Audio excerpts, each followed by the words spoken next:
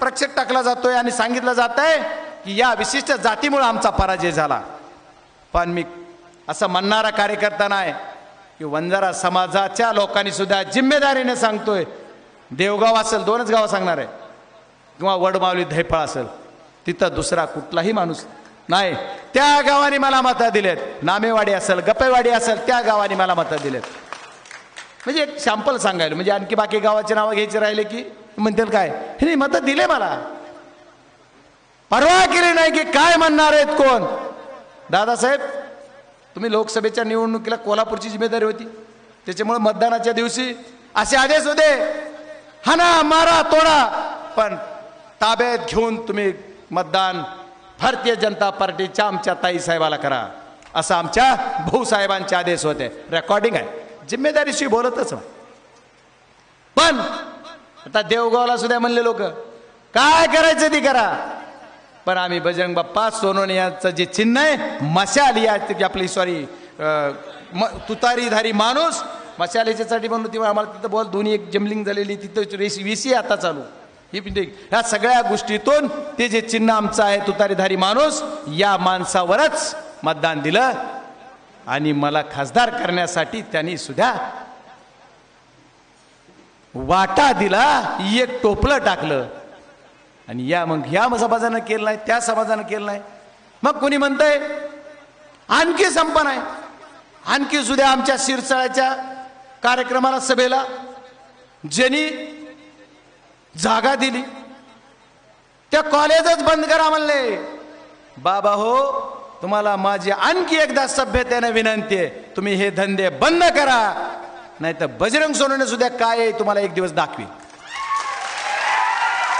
मी पूर्ण यावेळेस ठरवलं होतं की कुल माइंड घेत तुम्ही किती हवेत जा. पहिल्याच दिवशी माझी लायकी काढली, प्रारब्ध काढला,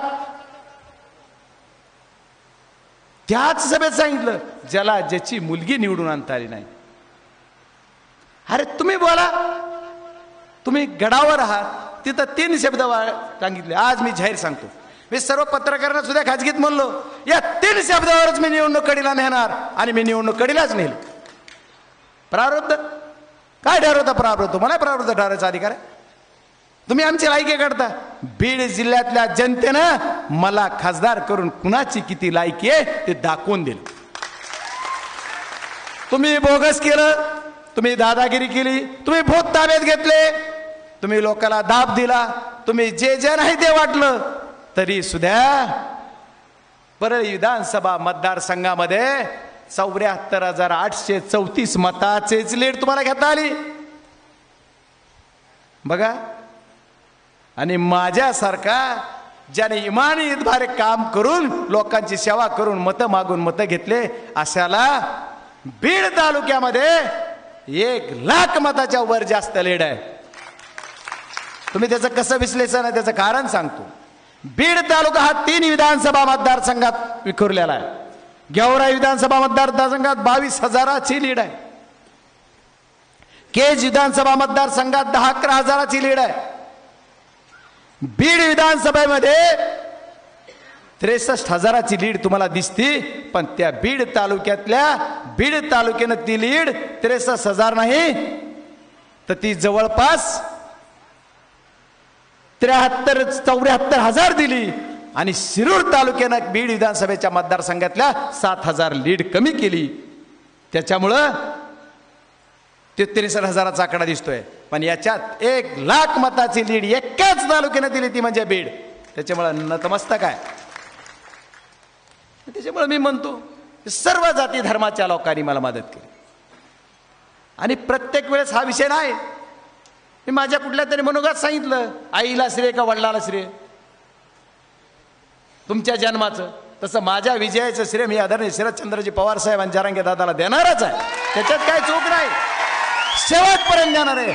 आज माझी निवडणूक झाल्याच्या नंतर मी जी श्रद्धास्थान आमचं आहे त्या नगद नारायण गडावरच गेलो, आणि तिथून थेट जर कुठे गेलो असतो माझ्या घरी यायला मला सकाळी 5:30 वाजले, पण गेलो कुठं तर मनोजदादा जरांगे पाटलांना भेटे गेलो. याचा अर्थ असा नाही की मला कुठल्या त्यांनी माझ्यासाठी प्रयत्न केले, त्यांनी मला काय द्यायचं ते दिलं. पण या बीड जिल्ह्यातल्या सर्व नाळवंडी गाव आहे, दुसरं गाव सांगणार आहे, ज्या नाळवंडी गावामध्ये मराठा समाजाचं मतदान आहे का नाही याचा मला अभ्यास नाही, पण तिथं फक्त माळी समाजाचं मतदान आहे. त्या माळी समाजाच्या गावात सुद्धा मला 50% मतं पडल्यात.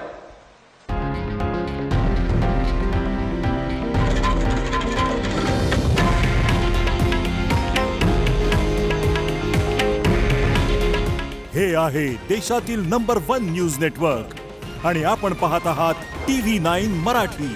काळजी तुमची, हित महाराष्ट्राचं.